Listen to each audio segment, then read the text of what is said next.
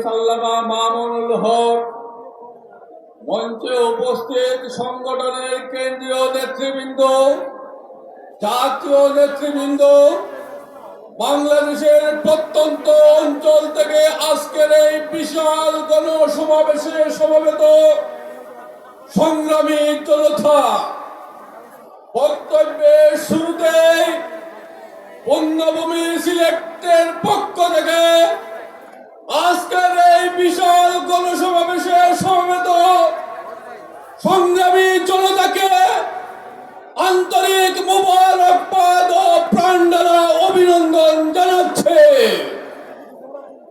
সংগ্রামী জনতা, এদেশের মানুষ গণভোটের মাধ্যমে তাদের রায় প্রদর্শন করেছে। বর্তমান ক্ষমতাসীন সরকার জনগণের সেই রায়কে নিয়ে সিনেমিনি খেলা শুরু করেছে।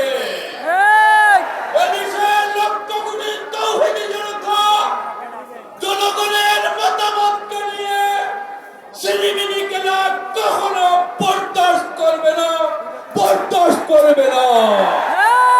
আমরা সরকারকে হুঁশিয়ারি উচ্চারণ করে বলতে চাই, অনতি বিলম্বে জনগণের রায় বাস্তবায়ন করুন।